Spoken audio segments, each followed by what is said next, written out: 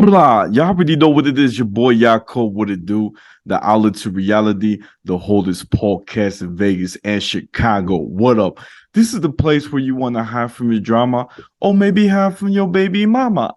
Just kidding. But anyways, fans, thank you for staying tuned. Don't forget to like, share, comment, and subscribe. Cha-ching! And I had to bring her back. Give it up for our famous and only Adela, the co-host from Americanish show podcast. What's up, girl? Woo, yeah. Thank you. Oh man, I was so excited to be here. Thanks for having me. Of course, girl. It's an honor. I had to. It feel like I just talked like last week. That's how fast it's been. I feel like it hasn't been forever, Yeah. Time really flies. Time really flies when you're podcasting and having fun. Right.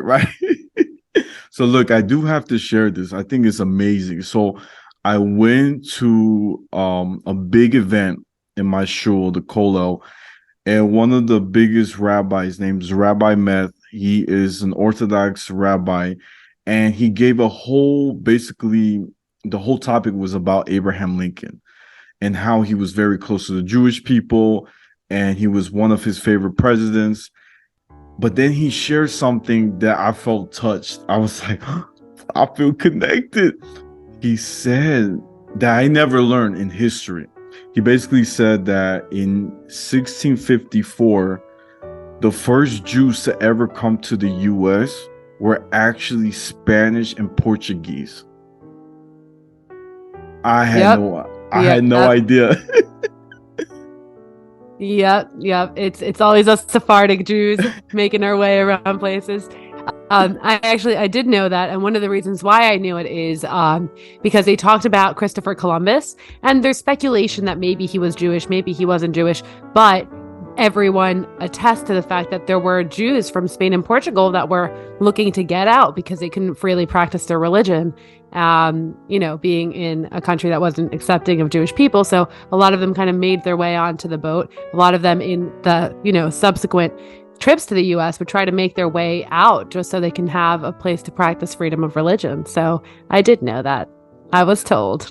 Dang. Okay, so I guess you're smart than what I thought. No, so I'm just a little scared. I'm just a Sephardic Jew. And I studied this for a very long time. Like at NYU, I studied a ton of different migration patterns. So it's kind of my thing.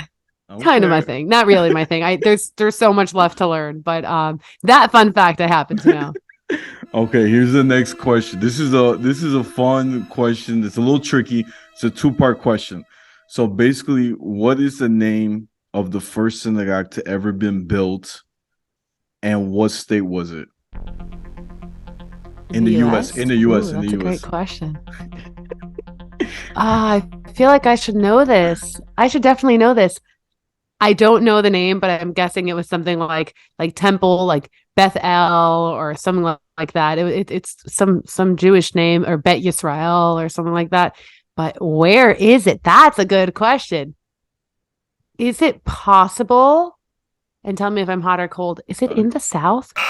No. I'll give you a hint. It's by the east. Is it Pennsylvania? No. I wish, but is it New York? Is it New Jersey? I don't know. I don't know the answer. Tell me. Is it Maryland? Are you ready for this? Yeah. New York. Dun, dun, dun, dun, dun, dun, dun, dun, dun. See, you know what? That makes sense.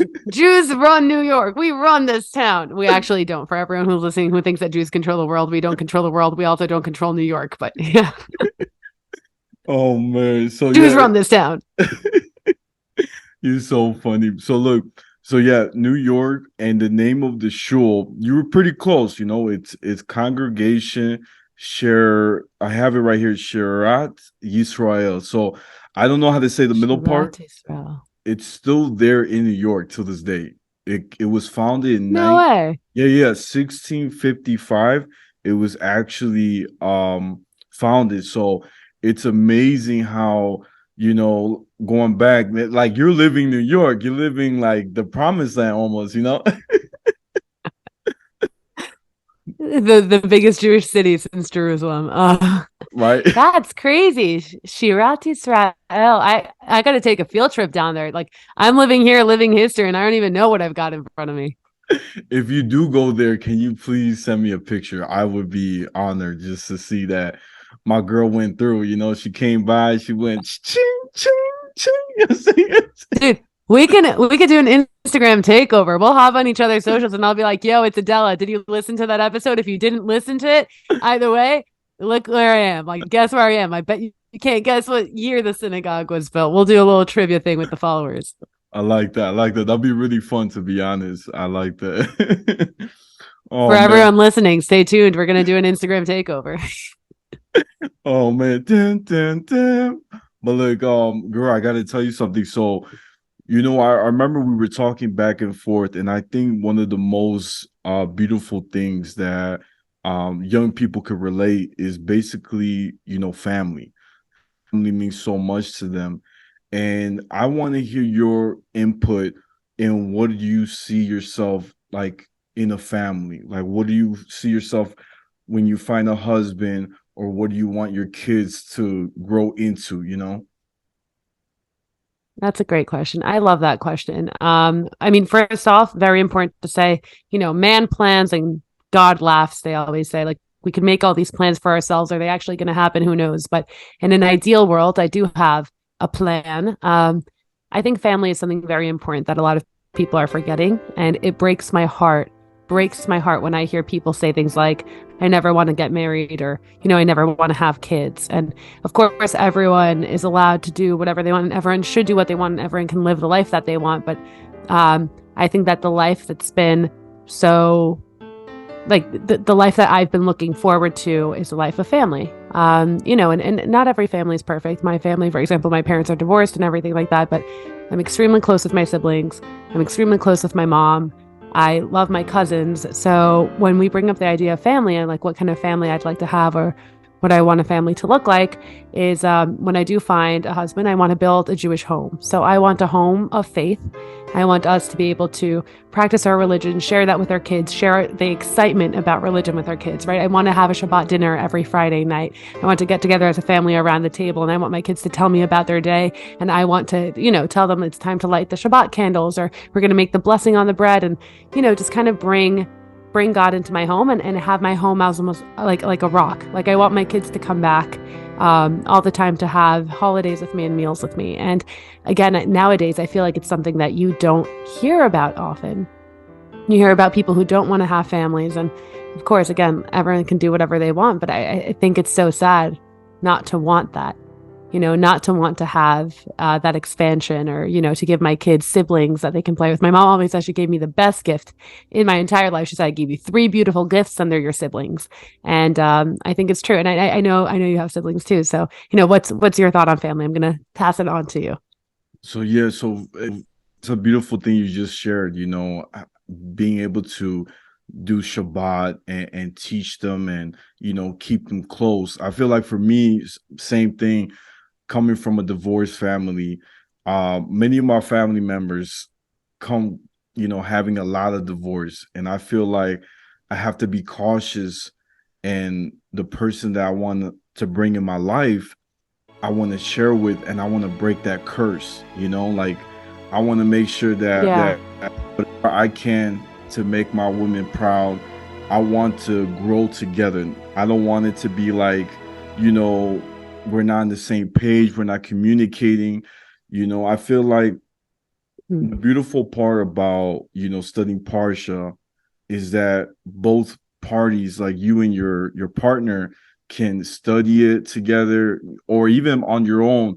But when it comes down to Shabbat, we can discuss what we learned and what we studied.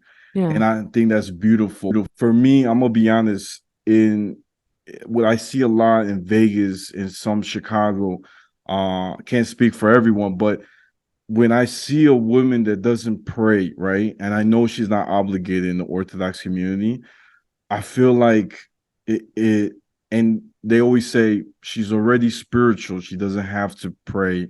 It's not obligated. But I feel like as a man, it's more beautiful to see my girl, she's gonna go pray. I just think it's beautiful. Like it turns me on. I'm So, like, that's my yep. girl.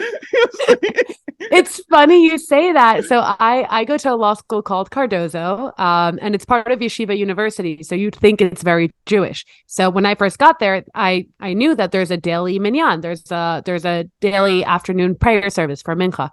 So I said, you know what? Let me find it. I'm so excited. I'm going to pray every day. Now that I'm going to this Jewish law school, I'm going to take advantage and I'm going to go and pray every day. And I show up the first day and it's full of a lot of like guys and they're all like, oh, we're actually using this room. And I'm like, I know I'm here for the prayer service, like, oh, I'm here to pray. And I was the first girl that ever came. They just never had girls there because girls aren't obligated. And I thought that was so weird. So the first day, like, there's no mahitza, like there was no infrastructure for women to be there. So I was just like a little uncomfortable. So I left. And then a couple of days later, these like two religious guys came up to me and they're like, hey, like you came to the minyan the other day. Why don't you come back? And I said, look, I don't want to make anyone uncomfortable. Clearly, like you're not used to having girls there, but I like praying and I'm going to pray on my own. So don't worry about me. And then about 3 days after that, these two religious guys, again, I've never met them in my life, came up to me and they said, everyone should be able to pray if they want to. It's a shame that we didn't have an infrastructure for women until now in the school. But just so you know, we ordered a mahitza, which is a division, a partition between men and women during prayer. They're like, we ordered a mahitza on Amazon. It should be here by the end of the week. And we'd love to have you as part of our minyan.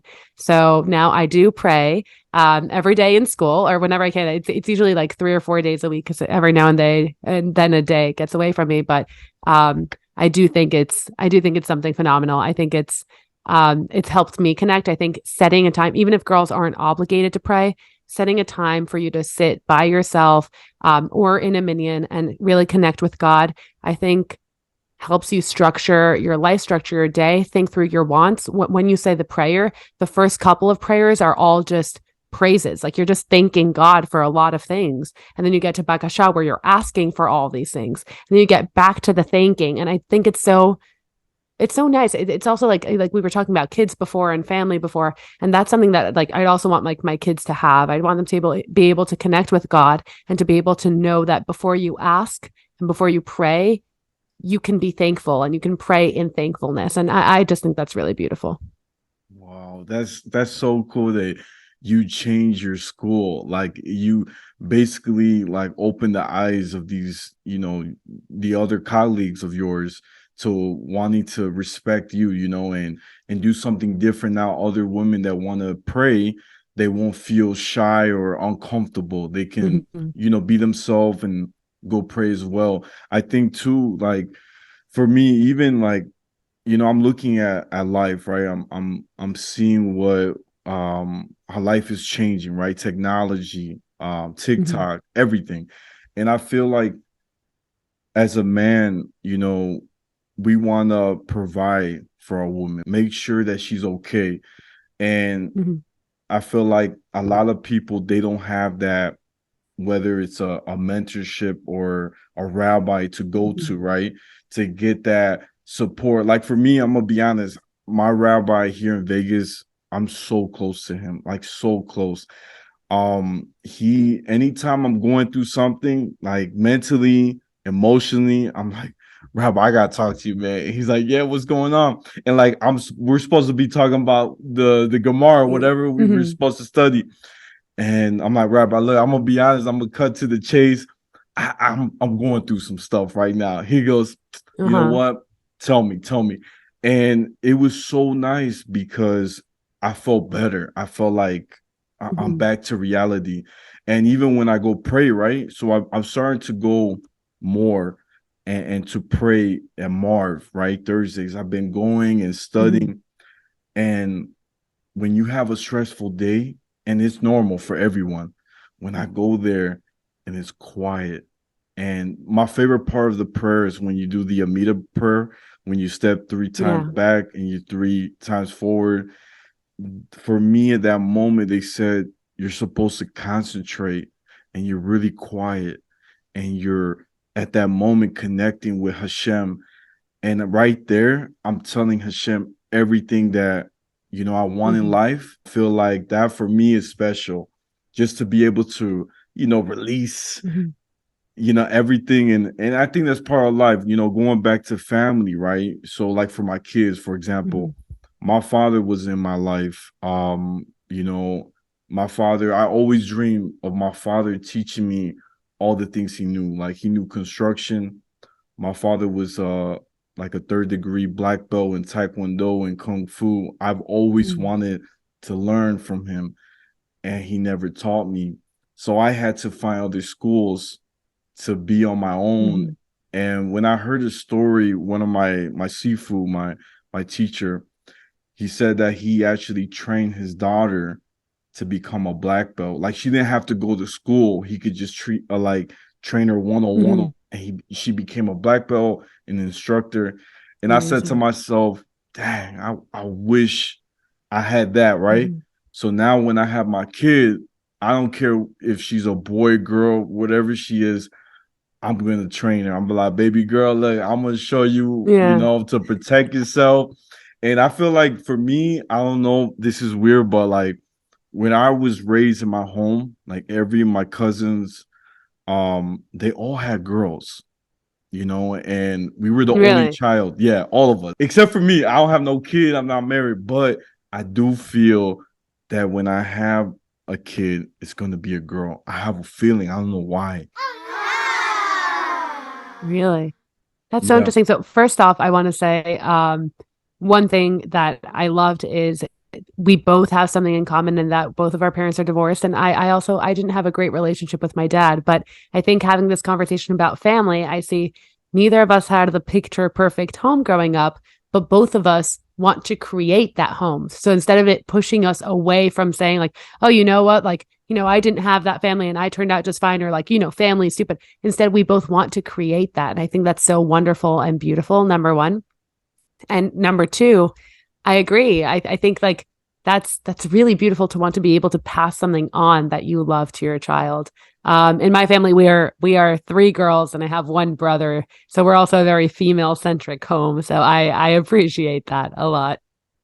Wow. Oh, that's beautiful. And what about you? Like, what is one thing, or maybe a few things that you see? Like, I don't know if you've been on like a few dates right now, right? Because Mhm. everyone right now they're searching, right? But have you seen any red flags that you feel like, I think I'm not gonna talk to this person? Like, what are some red flags for you? Because everyone has them, right? I'll tell you mine, but I want to hear Yeah. yours. I'm very curious.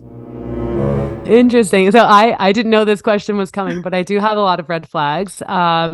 First red flag, if someone's not religious, that's totally cool. But if they have zero interest in being more observant, or if they make fun of religion, like if they'll be like, "Oh, you're religious," or like, "Oh, like like that's a red flag for me because that tells me it's someone who not only is spiritually detached, because it's okay to be spiritually detached, right? We all have room for growth. I have so much room for growth. I don't consider myself exactly religious, right? My sister is much more religious than me, and everyone can grow. But someone that laughs in the face of religion, that's a red flag for me, especially if like they're making a joke out of it, because then it kind of tells me that things I care about are a joke to you. So that's definitely a red flag for me. Um, Another red flag, and this has always been for me, on the first date, do they make eye contact with the waiter?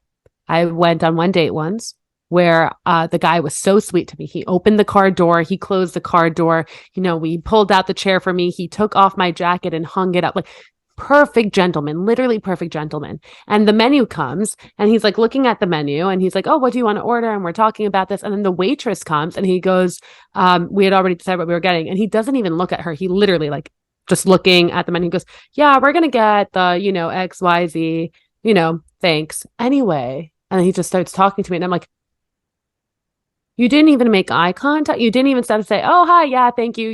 Like what do you don't have to make small talk. I don't need small talk, but to just acknowledge the fact that someone else exists, because it makes you realize he's treating me like a queen. He's treating the waitress like shit. Why? Because he knows that he's trying to impress me. And to me, that tells me it's fake. It's not a personality thing. It's that you're on a date with me, so you're going to pull out my chair. But what is your true intention? And what is your true personality? It's not really how much they treat me as much as looking at the way they treat other people around them, because one day his act is going to slip up and he's going to treat me just like everyone else. So that's one thing I really look for. What about you? Ooh, that's a good one. I was thinking a different route. Like I thought you were saying like he was checking her out. And that's why you're like, No, I've had that too. I've had that too. No, but this guy was just like, he was so cold to all of the waiting staff. We only had a single date because I just felt he was so cold to everyone who wasn't me. And a lot of girls would be like, wow, he treated me great, but he treated everyone else terribly. Why do you like that? I don't enjoy that. So that was one. I've had guys that check out waitresses while we're on dates, and that's a very obvious red flag, but that's happened less than the guy who just doesn't treat other people well. You know what I mean? Yeah, yeah, for sure. Oh, that's a good one. I have a different red flag. I have to share this. It's so cool. It's a Share it. cool technique. Not a lot of people know, but now you know. So I told my rabbi about this. He was laughing so hard. So basically, if the first day goes well, right, and you go to your Mhm. second date, then and if it goes well, this is my plan. So my plan is you go to a restaurant, right, and you actually pay the waitress you pay her like on the side, you'd be like, hey, I want you to mess up her order. And so she Uh-huh. messes up her order, and I To see how see she the reacts. Yeah. reaction. Starts cursing her out, like making a scene, like cursing her Yeah. out.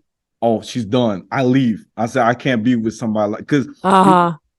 here's my secret. Like, if she's like cool and she's chill about it, she's like, all right, they messed up my order, but you know what?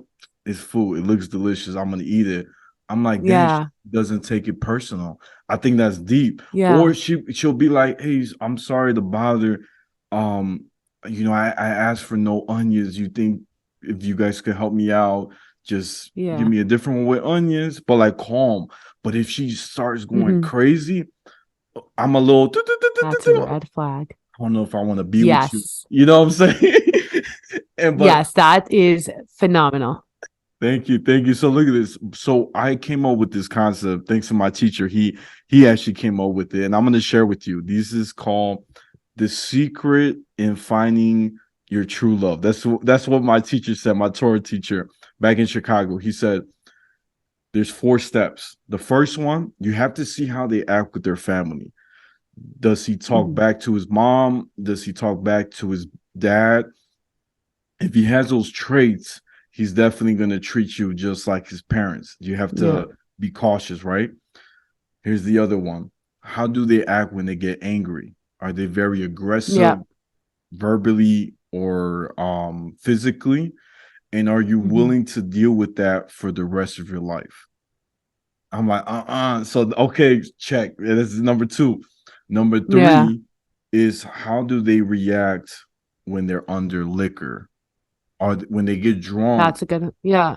you know what I'm saying? Are they Yeah. flirtatious? 100%. You feel me? You feel me? Like flirtatious. Yeah. I saw one time, one of my friends. He's not my friend, but my what's it called? Somebody I knew a long time ago went out to the bar. We all went out to the bar, and he was married, right? He took his wife, and he started making out with the waitress, the bartender, and he was drunk. And I was like, you see what I Mm. mean? You see an angle Mm. that you're like, oh, this not good. Also, too, Yep. some people that drink, so you have to test the Mhm. waters. That's Um, Tesla.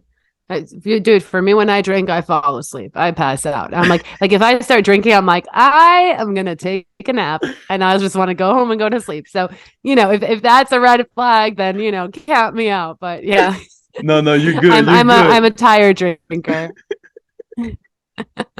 No, but you're good. I think if you fall asleep, it's not bad. I think like Yeah, no, if it's not like a negative personality trait. I think you're 100% right. 100% because I've dated a lot of guys that were fine until they were under the influence. and you saw something different, you know what I'm saying? They were You like, see something different.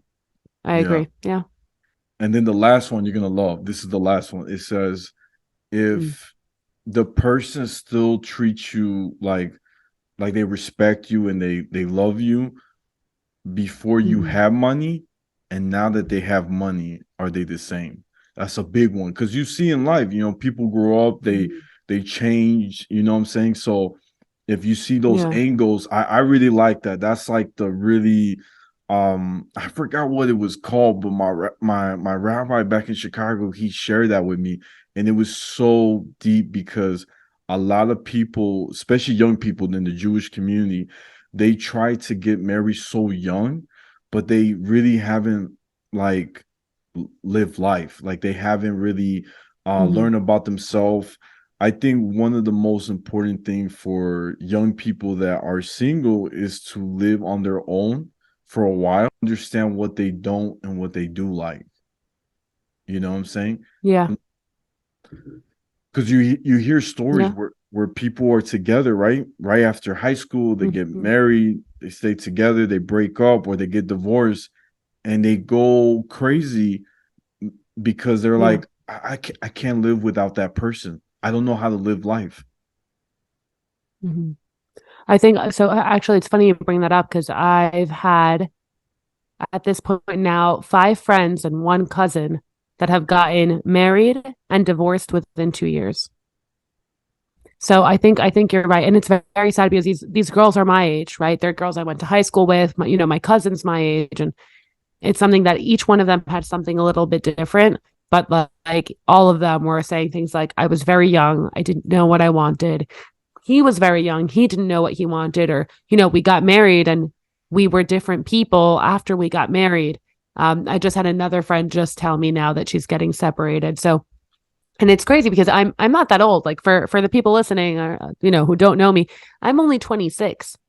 Why is it that I have 5 friends and 1 cousin who have all gotten married and then divorced in that same year? It's a question we have to ask ourselves. What's happening when it comes to marriage? What are we looking for and what are we getting wrong? And that's why, like, I'm not married. I'm not married yet. And I'm dating.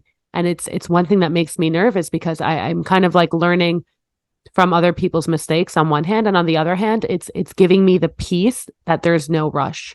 Because, like, looking back last year, I'd say all my friends are married and I'm not, right? And I'd think that there's so much more ahead in life, or they already started their life and I'm stuck, in school or with jobs, and thinking, what am I doing with my time? All my friends are married and I'm not. But then I look at how many of them are getting divorced. Getting married is easy. Staying married is hard. Finding the person you want to spend your whole life with is hard. So that's kind of takes some of the pressure off of me because it makes me realize, okay, maybe I'm not married yet. I'm not, but maybe that's not necessarily a bad thing because it means that I'm looking for the right person. Yeah, it's true. I would say too, you're more aware of your surrounding. You know what I'm saying? More aware. You're not Yeah. easy to fall. You're like, I have to protect myself a little bit, you know, have my walls a Yeah. little guarded just a little bit, just so I know because you Yeah. never know if that person has bad intentions, and some people, it's sad to say this, but many people in this generation, um, they're so used to what the media is giving them, even movies. They're thinking life Yeah. should be only a one night stand, maybe just a fling. And I think right there, that's what's messing up young people. And that's why they're not Yeah. looking into marriage. They're kind of lost. Yeah. Yeah. And I think that the ones that are looking for marriage might be looking in the wrong places or might be paying attention to the wrong things when it comes to finding the person. So I definitely don't know it all. Again, I'm not a love expert. I'm not married. I'm not dating anyone right now. So it's like, what advice can I have? And the only advice I can have is it's better to be alone than to be in bad company. So go out, see what you like, see what you don't like, understand the people that you're dating, and if you see something and you say, it's exactly what you said, is this something I can put up with for the rest of my life? And if the answer is no, then, don't get involved in something that you don't want. So, that's just my little tidbit right there. Again, I'm not an expert, so feel free to take the advice or not. But I'd rather be happy a little bit later in life than to spend the years being miserable. Oh, I love it. That was deep. That was deep. Ooh, you hit it with a nice Ooh, quote. Ooh, ooh, boom, ooh. mic drop. Ooh. Yeah. My check, 1 2 1 2. Boom, Oh boom. man. Oh man. Well, thank you My again. microphone looks like a little ball. Oh man, but you actually sound really nice and clear. So I gotta give you Yeah, the I like nice your and clear. yeah, yeah. Fresh. Thank You you. know? Well, real quick. Fresh. Well, real quick, let We me should reach out to this company. right? Yeah. Anyway, continue. Yeah, I was No, gonna no. say like blue snowball microphones, like, yo, sponsor this podcast. Anyway, continue. Oh man, well, thank you, Adela. This was really fun. I'm so glad I got to pick at your brain and learn and grow and share some things. Guys, this is the Outlet to Reality, the holdest podcast in Vegas and Chicago every Tuesday. Don't forget to like, share, comment, and subscribe. Ching! Y'all know where to find me. I'm on Instagram, YouTube, Spotify. The Outlet to Reality. My TikTok is at Yaakov28, and my Snapchat is Take More Pass It. And Adela, where can my fans find you? You can find me on Instagram, TikTok, YouTube, and wherever you listen to podcasts. My personal is Adela Cohab, which you'll see, in the description down below. And if you want to find Americanish show, we are wherever you listen to podcasts. So check us out.